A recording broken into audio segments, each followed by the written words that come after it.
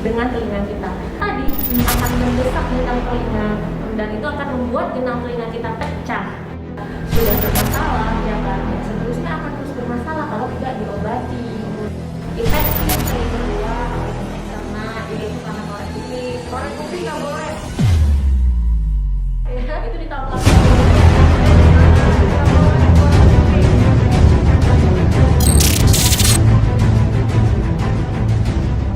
Assalamualaikum warahmatullahi wabarakatuh. Pemirsa, jumpa lagi bersama Widi dalam talk show kesehatan kerjasama Rumah Sakit Umum Daerah Langsa dengan Radio Codkala FM. Dan spesial sekali, talk show yang kita adakan pada hari ini merupakan suatu penyelenggaraan dalam peringatan Hari Kesehatan Pendengaran Sedunia atau World Hearing Day yang jatuh pada tanggal 3 Maret 2021.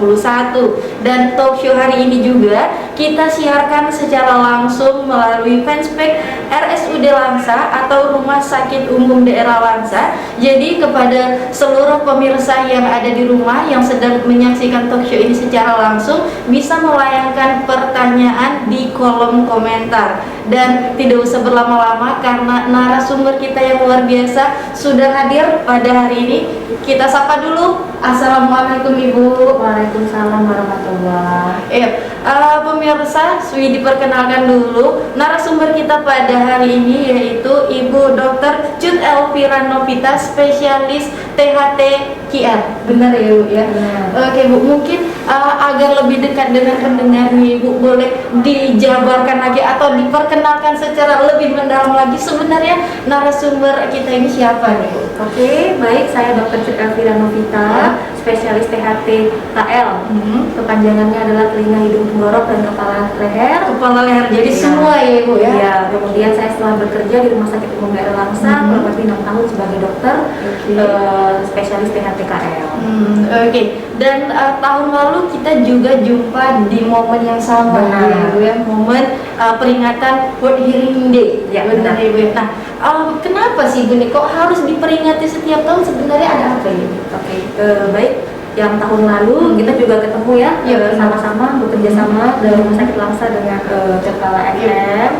Cuman perbedaannya adalah tahun ini kita ketemunya di masa pandemi. Iya, benar banget. Jadi kalau tahun lalu kita agak lebih banyak kegiatannya, di tahun ini lebih sedikit berhubung karena ada pandemi, jadi kita nggak bisa melakukan penyuluhan di banyak tempat. Nah, kenapa pada saat ini, kenapa setiap tahun sih mesti diadakan? Padahal ini pandemi tapi tetap dilaksanakan Iya, juga. benar. Ya. Jadi seluruh dokter baik di Indonesia maupun di seluruh dunia, kenapa merayakan? Sebenarnya bukan merayakan ya. Kalau merayakan kan sepertinya ada sesuatu yang berbahagia. Memperingati ya. Memperingati Hari Pendengaran Sedunia. Kenapa? Karena pertama, pendengaran ini kan sangat krusial, ya, sangat penting sekali. Nah, tujuan kami sebagai dokter THT ingin menyampaikan kepada masyarakat bahwa pendengaran ini penting dan memang harus kita jaga untuk meningkatkan kualitas hidup setiap manusia. Sehingga gangguan pendengaran apapun jika dideteksi lebih awal, ya kan, itu akan mengurangi gangguan pendengaran. Nah, kita bisa merehabilitasi kembali pendengaran. Jadi tujuannya adalah preventing, proteksi untuk pendengaran masyarakat keseluruhan. Oke. Ibu, berarti dari penjelasan yang Ibu sampaikan ini, apakah ada mungkin tingkat kesadaran masyarakat yang sangat rendah sehingga kita harus senantiasa mengkampanyekan kesehatan pendengaran ini pada masyarakat? Oke, baik, sebenarnya di setiap daerah tingkat kesadarannya ini kan berbeda-beda.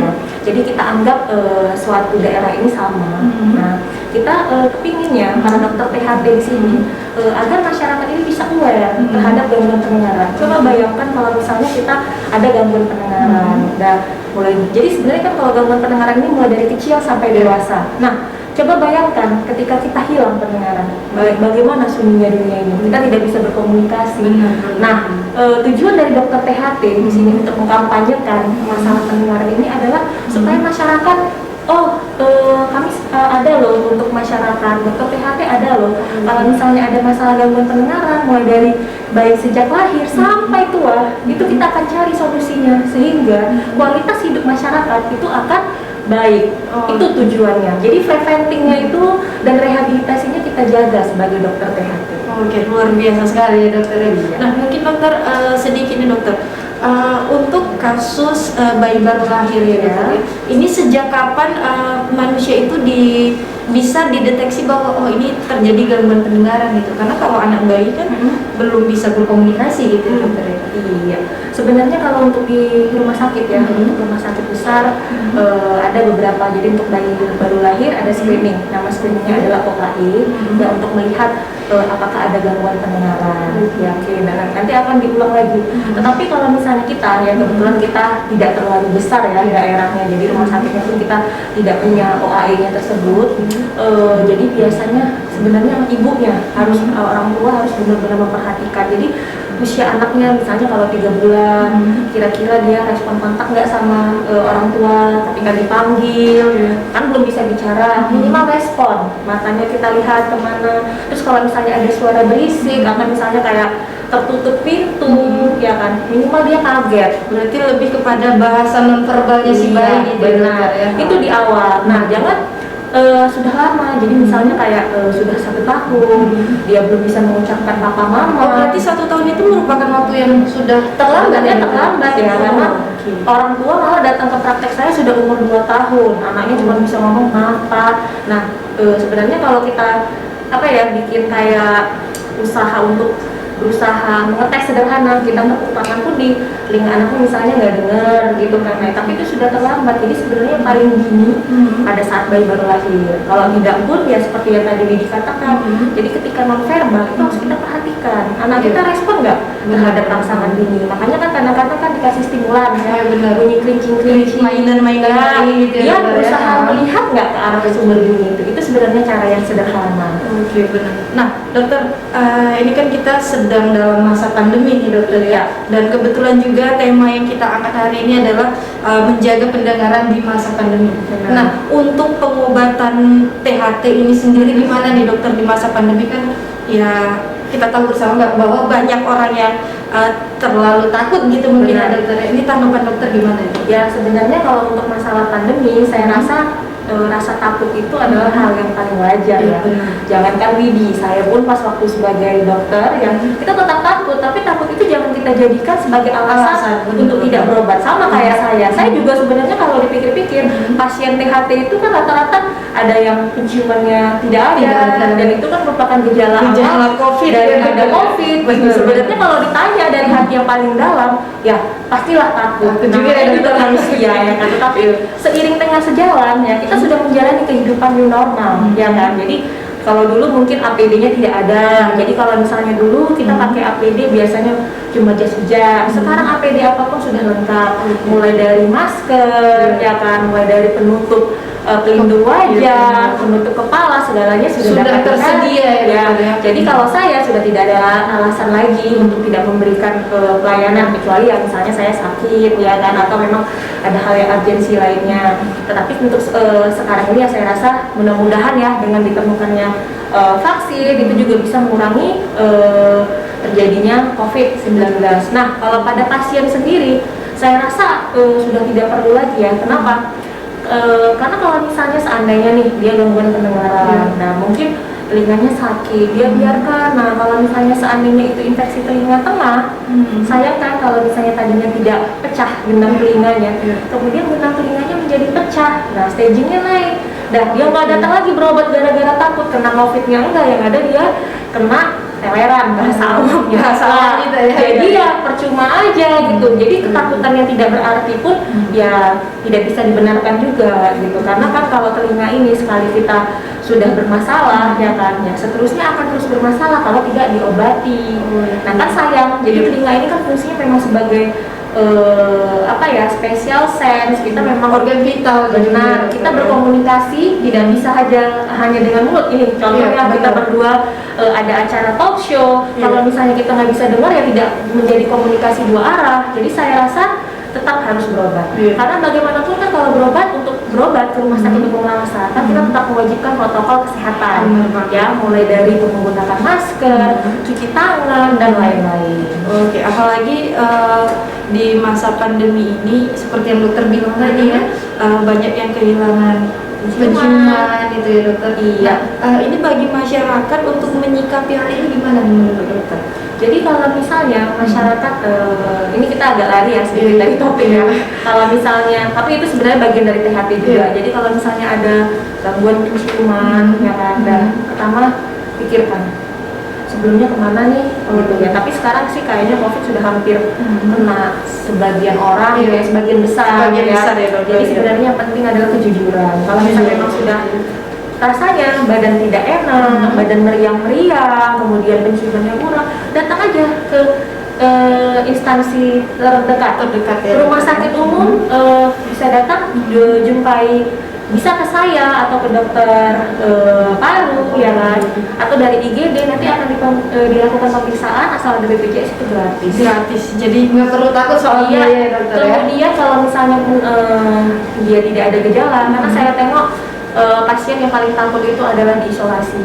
Jadi sebenarnya kalau untuk gejala yang ringan atau dia hanya rawat jalan, sebenarnya tidak biasa aja ya dokter ya. Cuma dikasih obat, jadi nggak usah mesti takut. Kalau masih yang ringan harus di isolasi di rumah sakit, tidak. Nggak boleh kemana-mana di rumah saja, tidak di rumah sakit. Iya benar.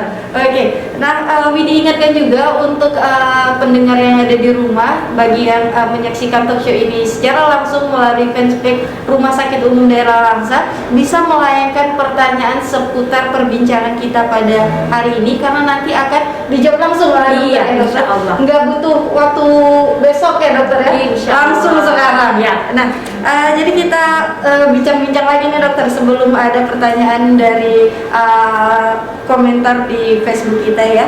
Nah, untuk jadwal dokter sendiri dokter, tadi kan dokter mempersilakan nih untuk seluruh masyarakat yang ingin berobat.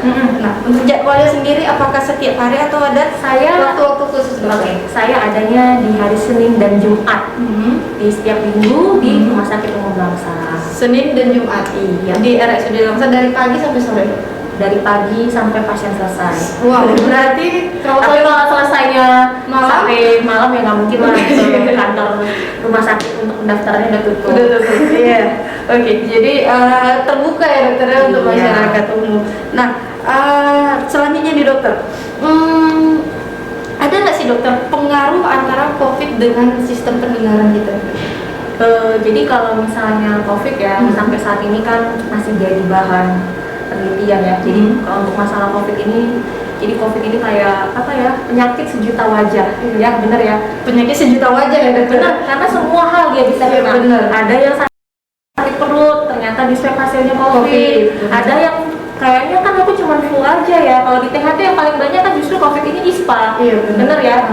Aku cuma hidungnya tersumbat dan penciumannya hilang. COVID juga ternyata setelah di swab. Nah, jadi ya sebenarnya ya ada-ada saja gangguan pendengaran dengan COVID. Bahkan dari penelitian, ada beberapa penelitian yang mengatakan bahwa telinga berdengung ya tiba-tiba. Hati-hati, itu juga merupakan gejala dari COVID-19, gejala yang baru.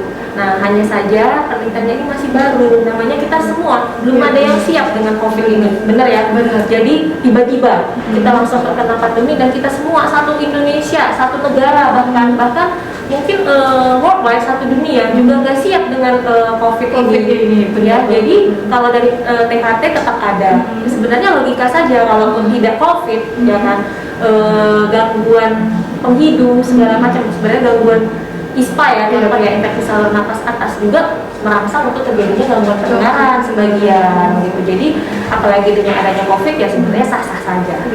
Telinga Widi jadi berdengung ya dokter. Jangan sampai. Dokter ya.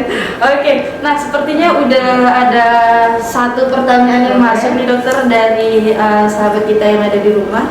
Boleh Widi bacakan dulu ya dokter ya. Nah, ini pertanyaannya, wow. Saya mau nanya, ada anak umur 3 tahun tapi dia malas berbicara, katanya dokter. Sementara kalau diajak berbicara bahasanya tidak jelas.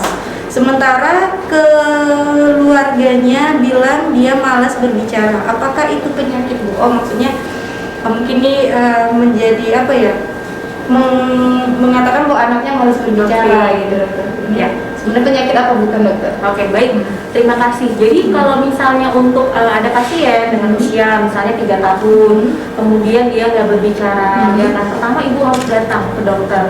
Nah, kalau ke dokter THT biasanya kita lihat, ya, apa adakah gangguan pendengaran. Kita lihat bagaimana gendang telinganya, apakah ada infeksi atau tidak. Mulai dari luar sih sebenarnya, mulai dari liang telinganya ada atau tidak, daun telinganya bagaimana, liang telinganya sempit atau tidak, ada kotoran atau tidak yang menyumbat si gendang telinga. Kemudian kita masuk ke dalam di gendang telinganya, apakah ada infeksi atau tidak. Nah, jika semua ternyata sudah jawabannya tidak ada, ya kita cari faktor resiko. Jadi artinya faktor resiko ketika ibunya hamil, ya kan, ada nggak minum-minum obat tertentu, ya Dan kan? itu juga bisa mempengaruhi ya, Bisa mempengaruhi. Kemudian ketika dia masih kecil, ya kira-kira ada terjatuh atau dia ada demam, ada obat-obatan yang dikonsumsi, itu juga berpengaruh. Nah, jadi kita harus tahu gitu kan, apakah anak si ibu ini yang usianya 3 tahun ini, apakah dia memang kelainan kongenital atau apa ya bilang tuli bawaan, ya kan? Atau dia speech delay, gangguan berbicara, agak lambat berbicaranya. Nah, itu taunya dari mana? Pertama ibu datang ke dokter dulu, dan kita pastikan dulu telinganya itu bagus. Nah, kalau misalnya memang bagus, nanti biasanya akan dilakukan pemeriksaan yang lebih lanjut. Ya, pemeriksaan lebih lanjutnya biasanya kita untuk melihat bagaimana fungsi pendengarannya. Kalau ternyata fungsi pendengarannya belum bagus, ya mungkin dia speech delay. Jadi kalau misalnya speech delay, pastikan anak ibu itu harus diterapi bicara.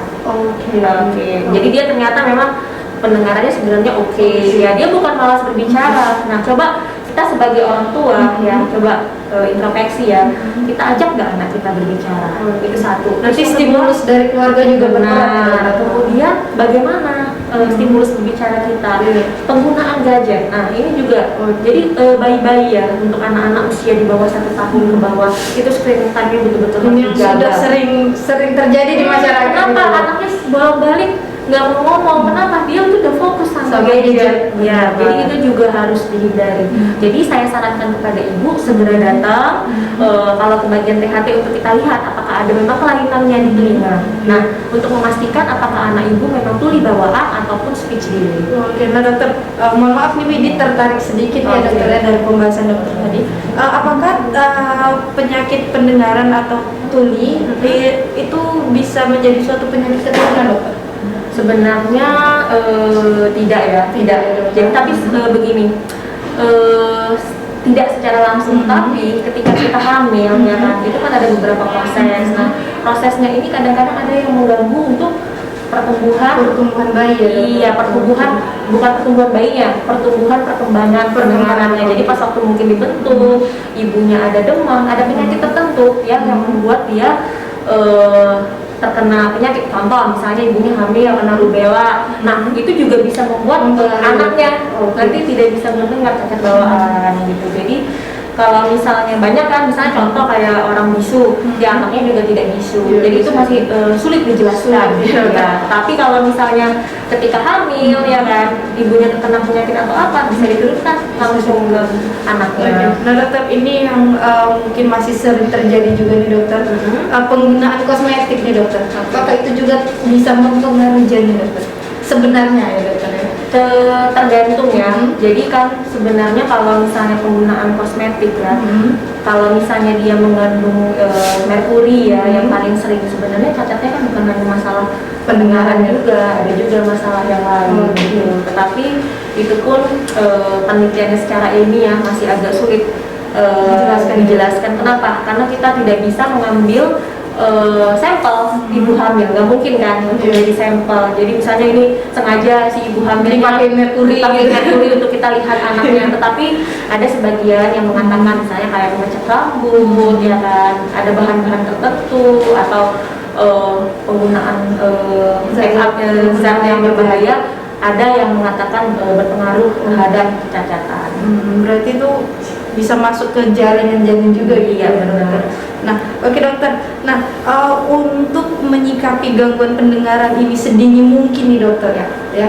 Jadi kalau kita udah tahu wah anak kita nih kok gini nih. Nah, apa yang harus pertama sekali dilakukan dokter? Jadi yang pertama waktu lahir sebenarnya. Waktu lahir ya? Jadi waktu lahir ya harus dilihat daun telinganya utuh apa enggak, liang telinganya terbuka atau enggak, daun telinganya bentuknya apakah mengecil, normal atau membesar, yang telinganya itu sendiri bagaimana, apakah tertutup atau tidak, itu pas waktu lahir Langsung dicek gitu ya? Iya. Nah idealnya rumah sakit ada OAE gitu untuk mendeteksi dari awal. Tapi kalaupun tidak ada, yang pertama sekali waktu pas lahir, lihat langsung. Oke, nanti seiring dengan sejalan perkembangannya yang bisa kita lihat. Nah dokter, di RSUD Langsa ini juga seperti yang kita tahu sudah ada satu alat yang berteknologi canggih ya dokter ya, untuk memeriksa telinga ya dokter ya. Nah, seiring dengan perkembangan zaman nih dokter, dan seiring dengan perkembangan teknologi juga dokter, apakah gangguan pada pendengaran ini bisa disembuhkan dokter? Jadi bergantung apa gangguan pendengarannya. Jadi kalau misalnya gangguan pendengarannya, contohnya kalau kelainan bawaan, dan ternyata kelainan bawaannya itu terkena saraf ya, tuli saraf. Nah, dan dia sudah tidak bisa lagi dibantu dengan alat bantu dengar. Biasanya itu sekarang udah ada terobosan baru namanya cochlear implant. Jadi kita mengimplan pendengaran gitu rumah siputnya untuk menggantikan sarafnya yang rusak itu supaya bunyi bisa diterima di situ. Nah itu adalah terobosan baru. Terobosan baru dari dunia kesehatan. Iya benar. Jadi dia sepertinya orang yang gangguan bawaan yang sebenarnya tidak dari kecil ya, kadang-kadang kan ada orang yang tiba-tiba tulinya itu pas waktu dewasa. Nah tapi anak kecil juga, nah kalau misalnya dia ada tuli bawaan ya kan, itu alhamdulillah saat ini sudah ada terobosan namanya cochlear implant, sehingga kita saat ini ya dokter THT agak sedikit berbahagia karena harapan anak-anak yang tidak mendengar dengan tuli saraf bisa mendengar lebih kembali. Meningkat ya dokter ya. Nah dokter, untuk tuli bawaan dengan tuli yang terjadi ketika sudah dewasa ini kasusnya lebih berat yang mana nih dokter sebenarnya? Sama aja sih sebenarnya. Kalau misalnya memang ada yang tuli bawaan memang berat, ada yang ketika dia dewasa juga berat, itu tidak berpengaruh gitu. Sama-sama aja kasusnya, mau yang dewasa ataupun yang bawaan, kalau memang dia dasarnya sudah berat dari awal ya pasti sudah berat. Nah dokter, untuk masa pandemi ini sendiri nih dokter, kasus apa nih dokter yang sering dokter jumpai? Sebenarnya hampir sama ya, kasus-kasus di THT sebelum dan sesudah pandemi ya, infeksi telinga luar, otitis eksterna, jadi itu karena korek kuping. Korek kuping nggak boleh. Itu di tahun lalu udah juga ya. Udah dijelaskan nggak boleh korek kuping. Terus yang kedua infeksi telinga tengah. Jadi kan ini kayaknya kan anak-anak pada ISPA ya, karena cuaca di sini pun sangat panas, ya kan, saluran nafas atas, kemudian membuat telinganya sakit, kemudian infeksi telinga tengah yang berulang. Jadi dari dulu memang sudah berair. Kotoran telinga yang mengeras, sudah hampir ya sebenarnya itu saja sih sebenarnya. Jadi mau sebelum pandemi atau sudah pandemi sama yang tetap sama. Bedanya adalah yang datang ke poli protokolnya lebih ketat, sama-sama pakai masker dan saya pakai APD. Dan yang paling penting ini kesadaran masyarakat ya dokter ya. Benar. Mungkin kalau kesadaran masyarakat kita sudah jauh lebih meningkat, hal-hal seperti itu bisa sedikit diminimalisir dokter. Harusnya pun lebih banyak. Diminimalisir. Ya. Kenapa ini ya? Oke.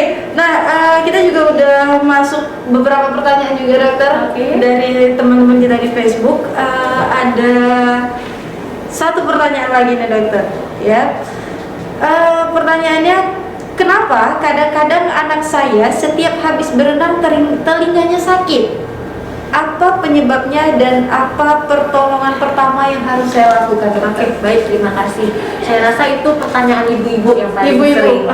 Sebenarnya bukan apa pertolongan pertama, karena kalau pertolongan pertama kayaknya baru kecelakaan harus ditolong ya. Jadi kayaknya kasus yang besar banget ya. Jadi sebenarnya tips ya buat ibu-ibu yang berenang. Jadi kenapa telinganya sakit? Jadi mungkin begini, kalau misalnya ada anak ibu ketika habis berenang dia mengeluhkan sakit atau kurang pendengaran, bisa jadi kotoran telinganya mengeras. Ya, itu yang pertama. Jadi ketika kena air, kotoran telinga tersebut mengembang. Jadi anaknya biasanya kadang-kadang jadinya kurang dengar ataupun kadang-kadang sakit. Jadi semakin tersumbat gitu ya? Iya, benar. Dan yang kedua yang paling sering adalah ketika kita habis berenang adalah telinga itu dikorek. Nah, kenapa kok jadi sakit? Nah, logikanya ketika kita baru berenang, telinga itu dikorek, akan terjadi iritasi. Nah, iritasi itu akan menyebabkan terjadinya perubahan pH. Nah, akibatnya apa? Kalau pH-nya berubah, berarti kuman lebih gampang untuk masuk ke yang telinga, jadinya bakteri itu gampang tumbuh. Jadi sebenarnya tips untuk ibu-ibu kalau misalnya anaknya berenang, ya cukup ketika berenang rambutnya saja atau telinganya itu dikeringkan, tetapi tidak pakai korek kuping. Nggak korek-korek ya? Iya, itu lebih efektif. Percaya sama saya, nggak akan mungkin nanti ibu setelah berenang anaknya datang ke tempat saya. Berarti banyak nih ya dokter ya? Banyak anak-anak berenang datang ke dokter. Ya, karena faktor predisposisi dari otitis eksternal atau infeksi telinga luar yang paling sering adalah pada orang yang berenang. Nah dokter, mungkin kalau kita lagi berenang tuh kan nggak jarang kita kemasukan air ya dokter. Ini cara mengeluarkannya itu sebenarnya gimana dokter? Jadi sebenarnya gini lah, kalau misalnya gendang telinga kita normal, ya kan, masuklah air ya kan. Kita kan ada gaya gravitasi, udah tinggal miringkan aja, keluar sendiri loh. Jatuh sendiri ya? Ya benar kan? Bener. Jadi ngapain mesti ibu-ibu dipancing-pancing pakai Iya, air? Yang lebih lucu lagi dikorek-korek lagi. yang lebih lucu lagi dipancing pakai. Saya dapat kasus di di praktek lucu banget ini. Jadi dia memancingnya dengan permen karet. Wah. Permen karet masuk gitu ya? Jadi harapan dia mungkin di permen karet itu ketika dimasukkan airnya ikut gitu ya, logikanya begitulah saya rasa ya. Tapi saya sampai kaget ya. Jadi sebenarnya nggak usah, santai aja, kan keluar sendiri. Ini mitos yang beredar ini menyesatkan justru ya. Jadi tambah banyak airnya. Ini juga dokter, masih ada beberapa pertanyaan dokter. Kayaknya pemirsa yang ada di rumah ini semangat banget dokter ya. Waduh, banyak nih ya. Banyak nih dokter. Oke. Ini selanjutnya pertanyaan dari Lia Marina dokter. Oke. Ya, dok, apa sih penyebabnya telinga sakit atau berdengung ketika kita sedang flu? Oke. Jadi yang pertama yang kita harus tahu ya kan, itu telinganya flu-nya pada siapa? Pada anak-anak atau pada orang dewasa. Nah, yang paling sering kalau misalnya telinga kita infeksi ya, flu, paling sering itu pada anak. Telinganya sering berdengung atau sakit. Kenapa? Jadi saya mau bercerita sedikit bahwa anatomi daripada tubuh kita punya saluran namanya tuba eustachius. Jadi saluran itu adalah tuba eustachius adalah saluran yang menghubungkan antara hidung dengan telinga kita. Nah, logikanya ketika kita flu ya kan, atau hidung kita tersumbat ya kan, nggak enak lah hidung kita, itu akan menyebabkan saluran tadi mampet. Nah, akibatnya apa? Saluran itu mampet, dia akan membentuk suatu vakum. Jadi vakum ya, jadi dia terisi udara, vakum, dia nggak bisa keluar kemana-mana. Dimulai dari situ, telinganya berdengung, itu di awal. Nah, kemudian ketika telinganya berdengung kan kita biarin nih, ya kan, dia tetap menjadi saluran yang vakum ya. Nah, akibatnya apa? Jadi saluran yang vakum ini akan terjadi tekanan negatif dari udara yang vakum itu, ya kan, kemudian akan menjadi terisi cairan, dan cairan itu adalah media yang baik untuk perkembangan bakteri. Nah, barulah habis itu karena terdesak ya, jadi cairan itu kan menumpuk di belakang gendang telinga, nggak bisa lari kemana-mana ya. Nggak bisa ya, kalau lanjut ke gendangnya masih utuh, mau ke hidung pun mampet. Nah, jadi terpaksalah dia berkumpul di belakang, di kafum timpani. Akibatnya apa? Terasa nyeri di belakang. Nah, kalau kita biarin masih juga menyerah untuk tidak datang ke dokter. Nah, akibatnya apa? Cairan tadi akan mendesak gendang telinga, dan itu akan membuat gendang telinga kita pecah. Nah, itulah cikal bakal dari teleran. Bahaya banget berarti ya dokter. Ya. Dokter, mungkin seiring dengan sembuhnya flu itu tadi, apakah itu juga tidak akan mungkin mencair gitu nggak dokter? Tidak. Jadi sebenarnya gini, kalau misalnya flu karena virus ya, jadi ini perlu juga digarisbawahi. Kalau misalnya hanya flu karena virus ya, sebenarnya self limited disease. Jadi cukuplah kalian istirahat di rumah saja, dia akan sembuh sendiri. Tetapi kalau sudah dengan infeksi sekunder, nah itu hati-hati. Jadi kalau misalnya flu-nya sudah inusnya sudah mulai kental, ya kan, sudah mulai hijau. Nah, habis itu udah mulai badannya meriang. Nah, yang tadinya cuma flu sekarang udah pindah ke telinga. Nah, itu yang harus diwaspadai. Itu yang memang harus ke dokter. Harus segera ditangani ya dokter. Iya, benar. Wow, luar biasa penjelasan dari dokter kita hari ini ya dokter. Nah, masih ada pertanyaan juga dokter. Banyak ya. Ini pemirsa di rumah terlalu bersemangat dokter. Ya. Ini saya berusia 46 tahun dokter. Ada penyakit hipertensi pendengar. Ada penyakit hipertensi. Pendengaran saya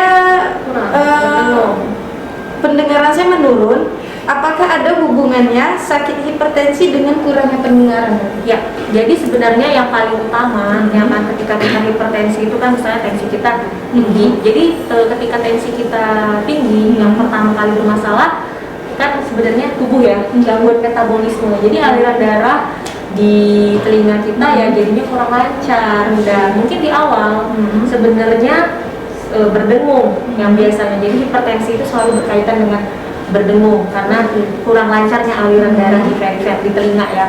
Nah, tetapi untuk itu ya kan Bu, kita harus juga lihat juga gitu apakah memang benar gangguan pendengarannya ini karena masalah hipertensi atau jangan-jangan memang ternyata ibunya atau bapaknya memang sudah ada masalah di telinga, apakah gendang telinganya pecah atau bagaimana. Nah, itu harus diperiksakan dulu untuk memastikan apakah memang masalah dasarnya itu gangguan pendengaran dari hipertensi atau masalah yang lain. Nah dokter, tadi terakhir pertanyaan dari peserta yang ada di rumah ya dokter ya. Nah, Widi ingin sedikit membahas dokter ya. Jadi dengan banyaknya kasus-kasus yang terjadi selama pandemi ini terkait dengan pendengaran nih, dokter, saran dari dokter sendiri seperti apa dokter? Jadi sebenarnya untuk saya balik lagi ya untuk World Hearing Day. Jadi tujuan kita untuk ke World Hearing Day pada masyarakat umum itu yang paling penting adalah bahwa masyarakat itu sadar bahwa good hearing, jadi pendengaran yang baik akan meningkatkan kualitas komunikasi di setiap fase kehidupan. Itu yang pertama. Nah, yang kedua, jadi kalau misalnya kita nih dari awal sudah tahu kita ada gangguan pendengaran, nah dokter THT-nya jadi lebih gampang mengobati kalau misalnya penyakit itu sudah ada sejak dini.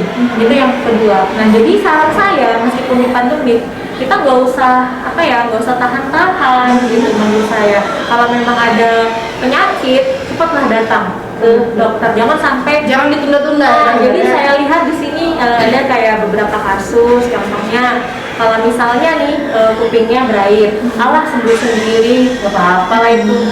Nah, memang mungkin sembuh ya, tetapi gendang telinganya belum tentu aman. Ya, jangan-jangan tetap pecah. Berarti ini ada apa ya, sikap yang masih sangat sepele dari masyarakat. Iya, jadi kan mungkin kan kalau misalnya telinga orang sampai kurang dengar betul baru datang.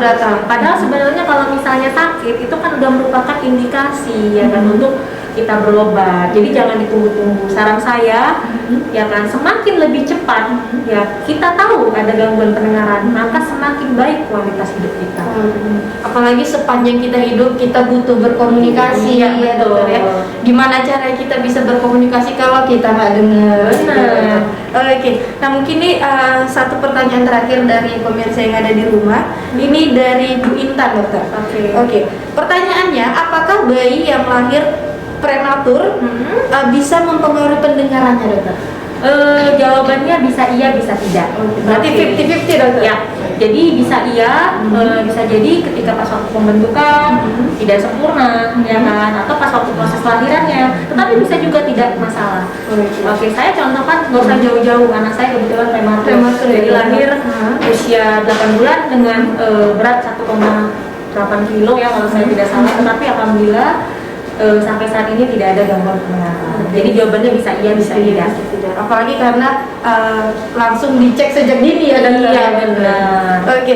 Nah dokter, terakhir nih dokter, mungkin harapan dokter untuk seluruh masyarakat yang ada di rumah, baik yang ada di Kota Langsa maupun Indonesia secara umumnya terkait Hari Pendengaran Sedunia ini gimana dokter?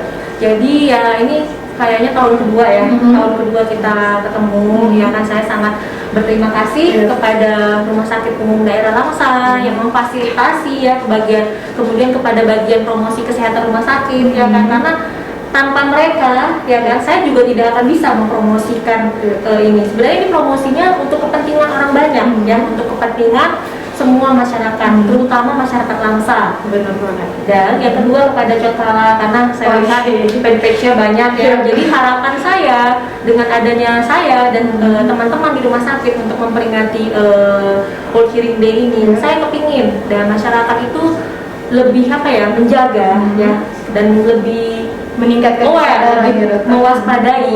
Penting sekali pendengaran ini. Dan karena pendengaran ini adalah suatu hal yang sangat krusial ketika kita berkomunikasi, ya, mulai dari kita komunikasi, kita besar, kita sekolah, kita belajar sampai kita tua, ya, komunikasi itu termasuk salah satunya dengan menggunakan indera pendengaran.